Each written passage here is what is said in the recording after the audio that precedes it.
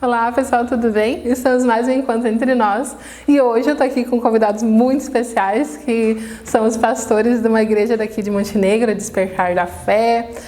Obrigada por terem aceitado o convite, obrigada, tudo bem? Nós que agradecemos. Que bênção.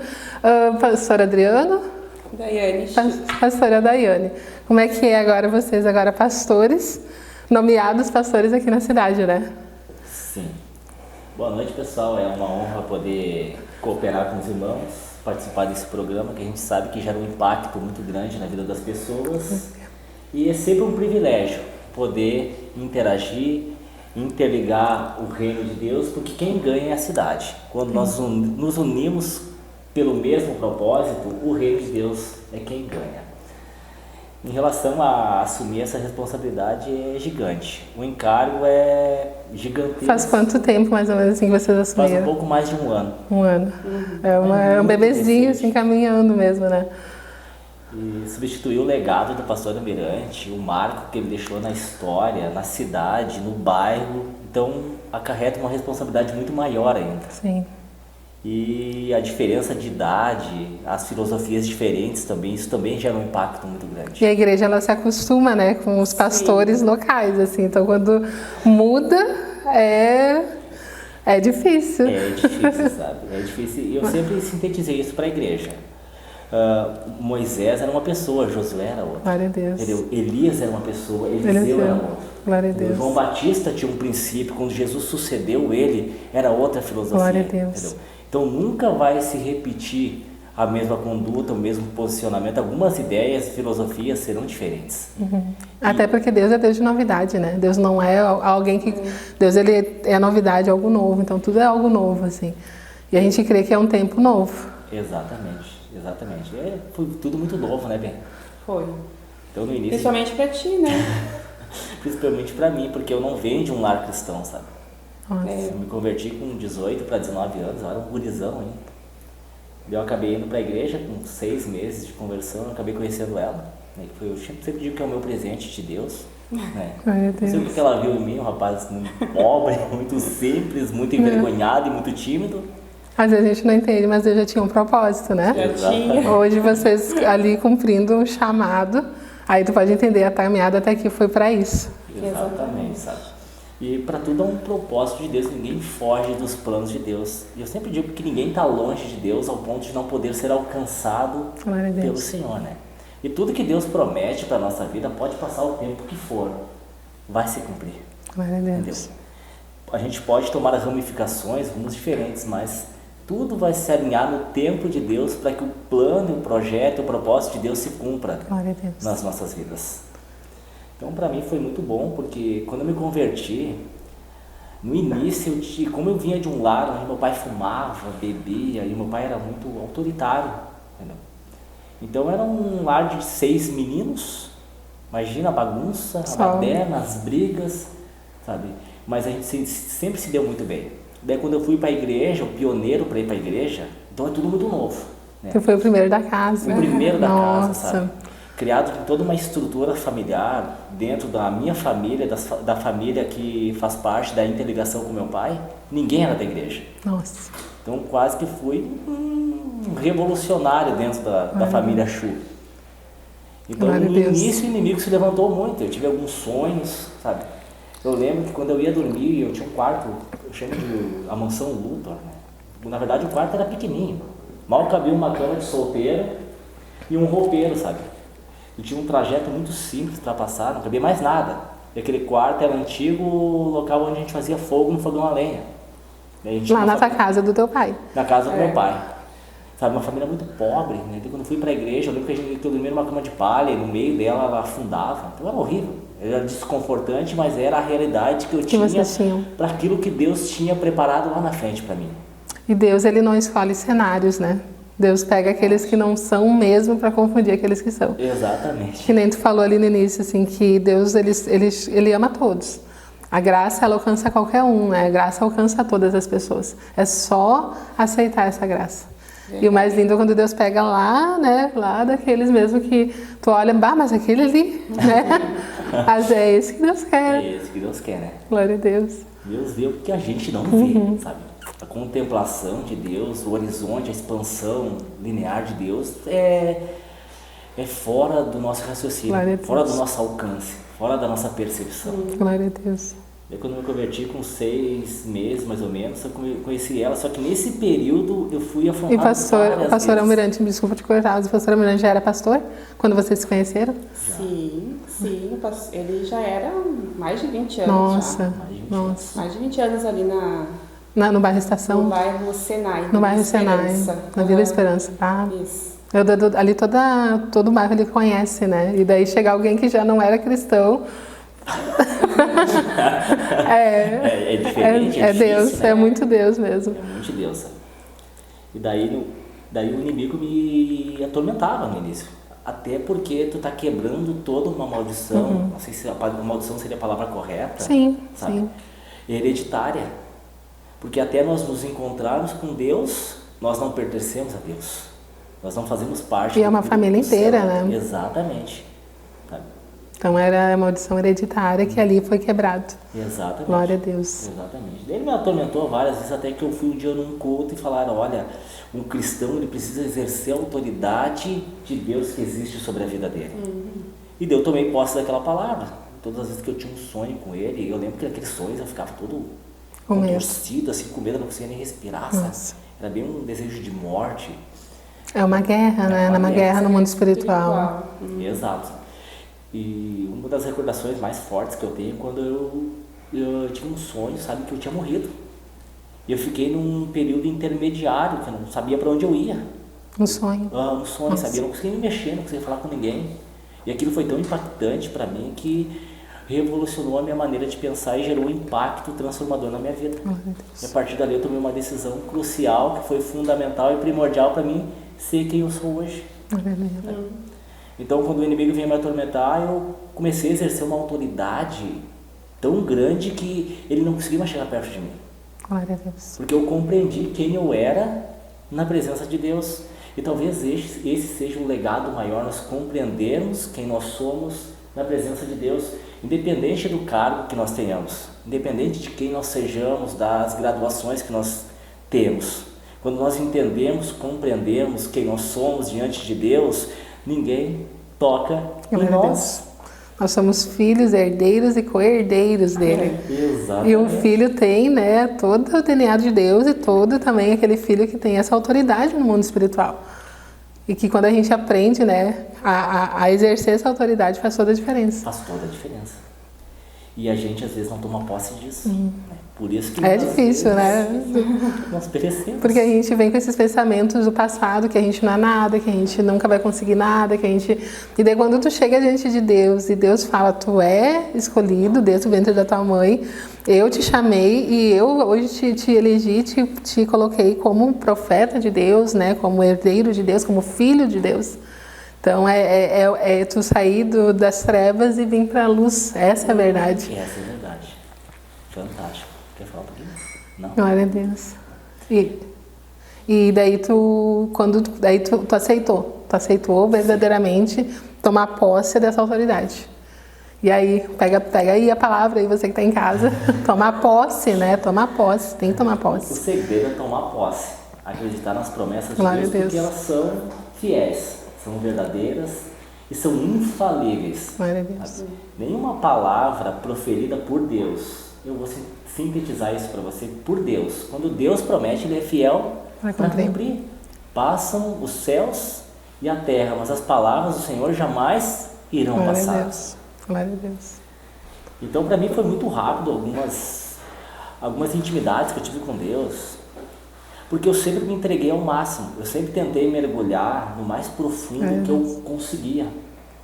Então eu tive que começar atrasado em relação aos outros, porque eu não sabia nada de fé, eu não conhecia nada de Deus, eu nunca pratiquei, exerci a espiritualidade dentro da minha casa.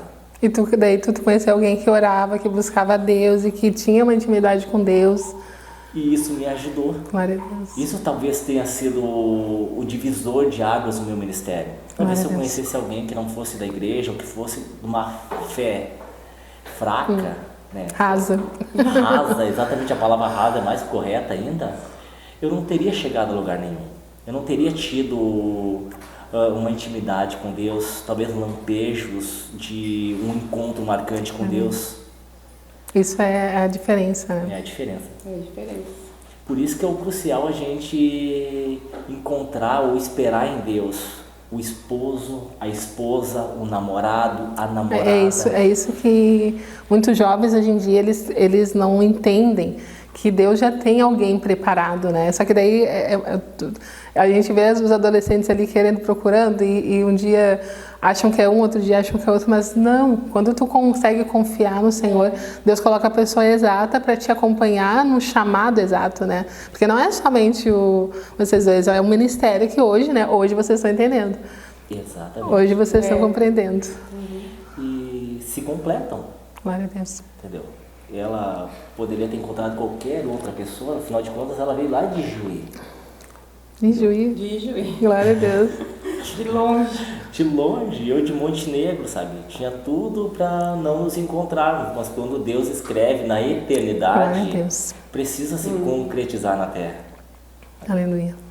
Então ela me ajudou muito, ainda me auxilia muito. Auxiliadora da palavra. Porque eu não sei quase nada, sabe? O que eu sei é o que ela me repassa, me instrui, me coordena para me seguir tal caminho, tal direção, tal foco, a forma de agir, e geralmente eu ouço ela. Entendeu? Glória a Deus. Porque ela tem um equilíbrio muito bom. Entendeu? E por vir também de um lar cristão, né? Exatamente. De ver os pais servindo a Deus, né?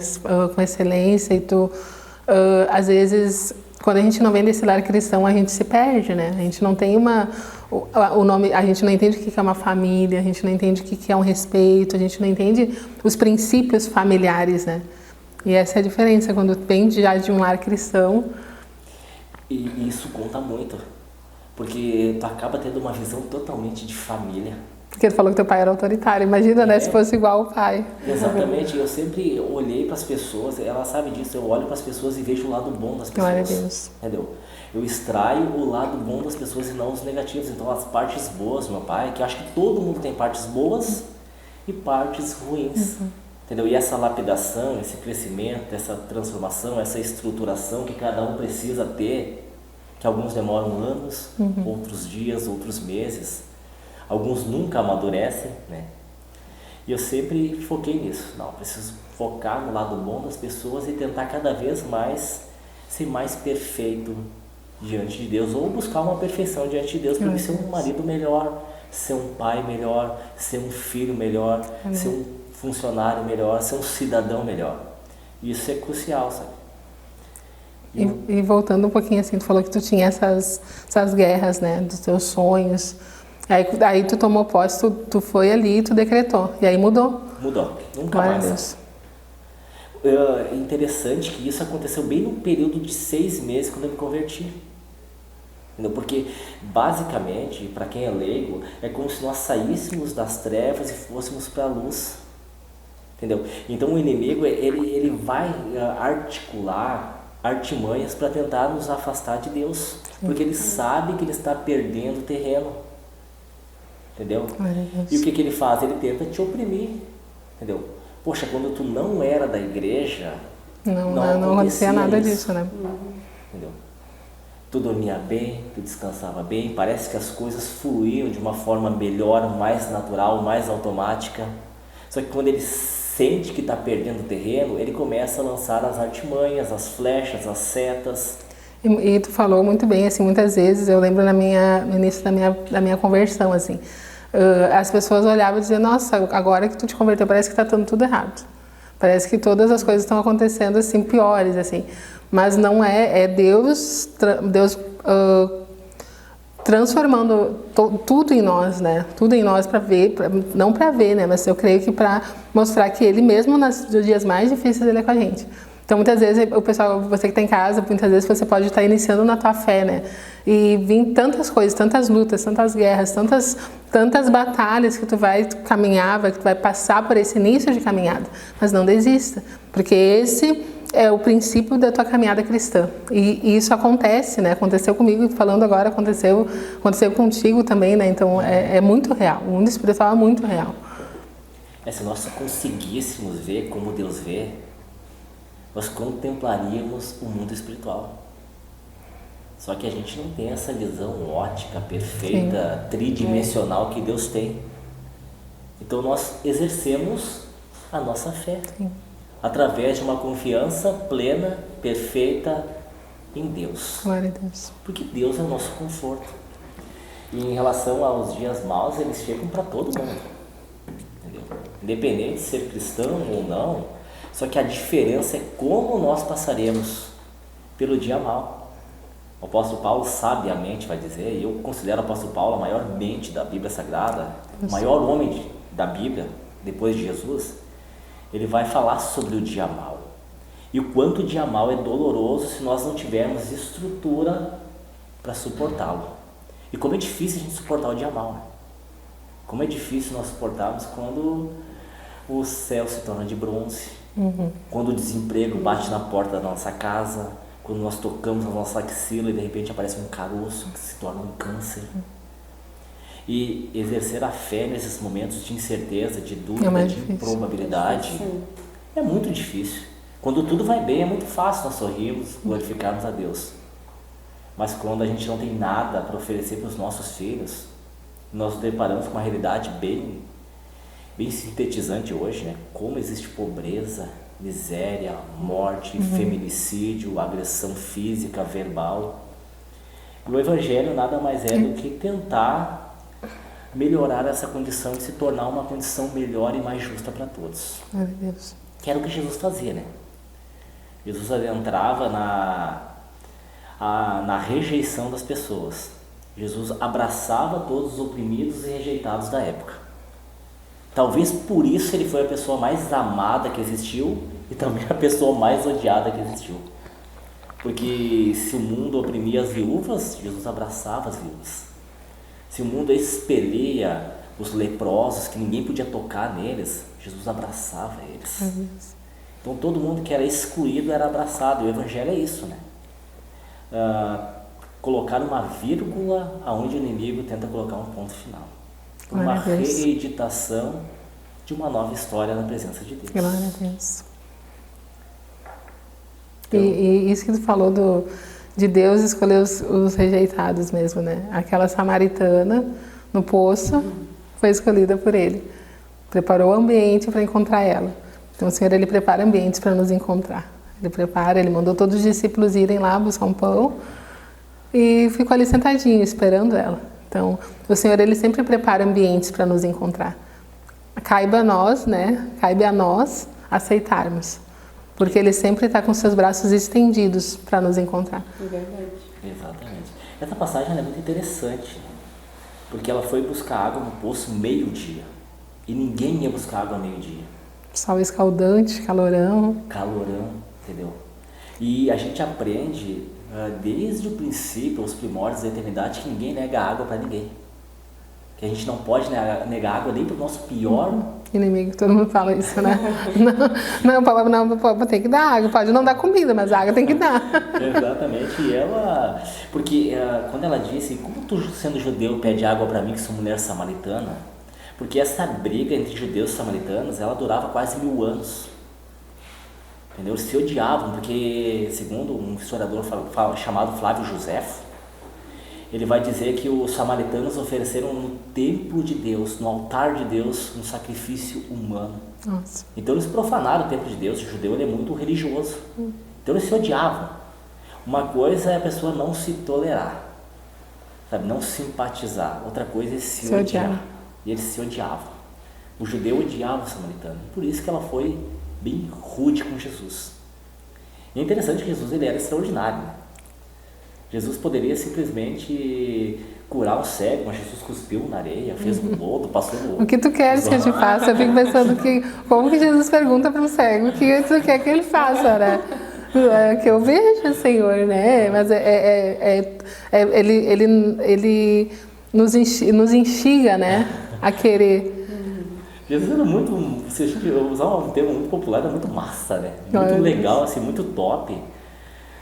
Talvez conviver com Jesus deveria ser formidável, fenomenal, porque ninguém larga tudo que a gente tem para seguir a Jesus. Imagina os discípulos, né?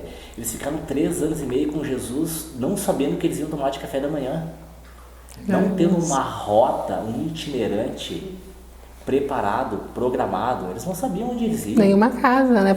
Onde eu vou dormir aqui, quentinho. Não tinha isso. Eles corriam um risco de morte todos os dias. E queriam matar Jesus e automaticamente queriam matá-los também. Mas o que gerou esse sentimento de abandonar tudo para seguir a Jesus? Porque Jesus nunca prometeu nada para eles. Deus. E a gente precisa entender que o Evangelho não vai te prometer riqueza. Aleluia. Sabe, a partir do momento que você vem para a igreja, não é que você vai tomar posse de uma mansão, de um carro, de uma limusine, sabe, que vai caminhar numa rota de pétalas, de flores, que os teus problemas vão extinguirem. Isso não existe. Isso é um evangelho fajuto. A gente vai passar por dificuldades, por problemas, por dores, por sofrimentos. Mas no final dessa jornada, nós vamos receber um prêmio que dinheiro nenhum no mundo é capaz de comprá-lo. Glória a Deus. Que é a nossa salvação. E tudo que nós fazemos pelo reino de Deus, nós recebemos de forma imensurável a mais. Um dia Pedro disse para Jesus: olha, o que eu ganho de servindo? E Pedro, ele era direto com Jesus, né? Jesus, olha, me segue que eu te dou várias e várias vezes mais, ou 100 vezes mais, e ainda te dou de bônus a vida eterna. Glória a Deus. Então a gente só ganha servindo a Jesus. Glória a Deus. E é isso, né? O que eles viam em Jesus, né? Que não deixavam por nada. O que eles viam naquele né, homem que aos olhos de todos era simples, né? A palavra fala aqui, né? Homem não era de boa aparência. O que eles viam em Jesus que não largavam de Jesus, né? Que nem tu falaste ali, é verdade. Os discípulos, eles passaram por tudo. Eles passaram por estar ali uma multidão sem nem alimento. E ali, quantas horas, os discípulos com fome também, mas permaneciam ali e viram multiplicação de pão, viram multiplicação de peixe, eram escorraçados, né, de cidades, porque queriam tirar Jesus, né, de um alto do monte, imagina, a multidão queria matá-los todos, mas eles não desistiram de Jesus. É isso que a gente precisa, porque o que nos faz não desistir de Jesus hoje? O que faz você que está em casa não desistir do Senhor? O que me faz não desistir de Deus, né? Da presença de Jesus? É esse amor sublime, né? O amor de Jesus que nos alcança, a graça de Deus, que nós não somos merecedores. Ninguém é merecedor, mas Ele nos amou primeiro. Só quem teve no pó, né? Para saber de onde o Senhor te tirou e como é valioso, né? Essa presença de Deus. Que nem tu falaste, tu não conhecia, mas olha, é valioso essa presença de Deus. Quando tu teve esse encontro, todos que têm um encontro com Jesus verdadeiro, não param, não desistem. Não param. Eu gosto muito do reverendo Billy Graham, agora já descansa no Senhor, e ele sintetiza muito bem isso, né? Que para ele foi prazeroso ter vivido uma vida com Deus. Glória a Deus. Talvez ele seja a maior inspiração dessa nossa geração, porque nós somos marcados pela quantidade de almas que nós levamos para o reino de Deus. Um médico, ele é congratulado pela quantidade de vidas que ele salva. E de repente a régua que nos alinha é a quantidade de almas que nós aproximamos ou trazemos. Isso é obras, né? Cristo. Isso é obras. Glória a Deus. Isso é fé sem obras, é morte. Obras não é aquela correria, é vidas, é almas. Glória a Deus. Não tinha parado para pensar nisso, assim, dos médicos, assim, é perfeito. Esse Deus é perfeito. É tu falar do amor de Deus para uma pessoa que se essa pessoa for salva, uma vida for salva, é uma festa no céu. Exatamente. E o Evangelho sintetiza isso muito bem, né? Glória a Deus. Que a alegria no céu não quando alguém é curado, mas quando alguém aceita Jesus verdadeiramente. Então há uma festa no céu. E é interessante, o legado que Jesus deixou, ele se tornou marcante. E por incrível que pareça, Jesus nunca ofendeu ninguém. Nunca machucou ninguém. Nunca brigou com ninguém. Nunca faltou com respeito com ninguém. Porque o equilíbrio psicológico, psicossomático de Jesus era fantástico. Sabe? Porque as pessoas podem atingir a nossa carne. mas ninguém pode atingir o nosso interior. Glória a Deus, o nosso espírito é inatingível. Inatingível. Glória a Deus. Quando nós estivermos em paz com Deus, o mundo pode estar em guerra, mas nós estaremos em paz. Isso é crucial para você ter uma vida longínqua com Deus e permanente. Glória a Deus. E buscar esse equilíbrio é muito difícil. É uma maturidade espiritual, um crescimento espiritual que só vai se conquistando com vida de intimidade com Deus. E só mergulhado, que nem tu falou no início. Só mergulhando. Porque no raso a gente não consegue. No raso não consegue. No raso vai vir uma ondinha, uma guerrinha, a gente já vai sair correndo para trás, né? Mas quando tiver mergulhado, quando tiver nadando ali na presença, né? Exatamente. Glória a Deus. E Jesus, quando ele chamou os discípulos, ele foi muito direto. Ele disse, vem e me segue. Sabe? E imagina se Jesus vivesse hoje da forma que ele era, da forma ao qual ele ministrava. Será que ele teria espaço nas nossas igrejas? Dificilmente. Talvez, será que nós cederíamos o púlpito das nossas igrejas para ele ministrar? Porque eu estou falando de alguém que, vou puxar para aquela cultura judaica da época, alguém que tinha 1,70 m mais ou menos de altura, cabelos longos, e aí já foge um pouquinho do nosso padrão. Alguém que se vestia igual a todos, que não ostentava, que dificilmente estava com alto clero, mas focava muito nas pessoas rejeitadas. E geralmente, quem é um rabi, que nem Jesus era rabi, ele era um mestre. Os mestres, eles gostam de status. De várias pessoas ali. Várias pessoas importantes do lado. E Jesus era totalmente o inverso do que nós vivemos hoje. Meu Deus. Jesus era quase como uma utopia, uma loucura. Uma aversão para aquilo que nós estamos acostumados, habituados nessa geração. Mas um dia mandaram prender Jesus e os soldados disseram, olha, a gente não conseguiu. Porque ninguém fala como ele fala. Meu Deus. As palavras de Jesus em nós fazem a diferença, né? É por isso que a Bíblia, né, nos ensina. A Bíblia, ela é o nosso manual hoje. E muitas vezes a gente não consegue entender como que ela nos alimenta, como que ela nos... porque as palavras de Jesus aqui estão escritas, né? Tudo que os discípulos escreveram, tudo que todos escreveram ali são as palavras de Cristo. E eu queria que você em casa entendesse isso, sabe? Que o amor de Jesus por nós, ele é um amor inigualável, incomparável, imensurável, né? E a gente não tem noção do quanto esse amor pode preencher qualquer lacuna do nosso coração. Às vezes a gente, na nossa caminhada, a gente se sente só, a gente se sente muitas vezes no fundo do poço, perdido, sem uma direção. Mas o Senhor, o nosso Deus, Ele quer nos dar essa direção. Ele é aquele que nos carrega no colo, se preciso for.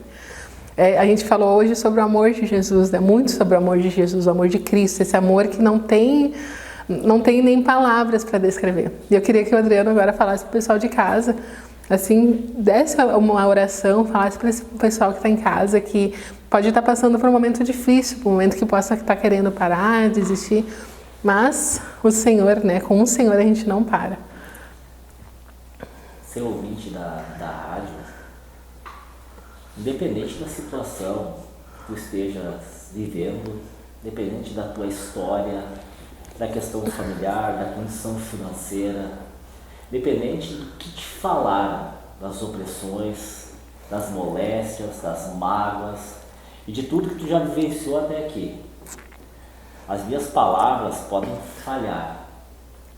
As palavras que as pessoas lançaram de maldição contra ti podem ter ultrapassado o teu psicológico, podem ter te oprimido e te jogado lá embaixo. Mas se tu der uma oportunidade para Jesus entrar na tua casa, na tua vida, eu tenho certeza que Ele vai mudar a tua história. Porque como nós dialogamos aqui, ninguém até hoje que deu uma oportunidade para Deus, que deu uma chance para Deus, saiu no prejuízo. Todas as pessoas que deram uma oportunidade para o Senhor tiveram uma mudança radical e uma melhoria de vida. Então convida Jesus para entrar na tua casa, fazer parte do teu dia a dia, que eu tenho certeza que toda a dificuldade, toda a dor, toda a mágoa serão dissipados, porque aonde Jesus está, a alegria, a transformação, o renovo e a paz começam a fazer parte da nossa história de vida. Amém? Eu quero agradecer ao Adriano, a Daiane, muito obrigada por vocês estarem aqui, terem aceitado esse convite. Nós que agradecemos. Toda nossa. Glória a Deus. Obrigada a você que está em casa por ter participado e fica conosco na próxima semana. Deus abençoe a sua vida em nome de Jesus. Deus abençoe. Obrigado, pastores.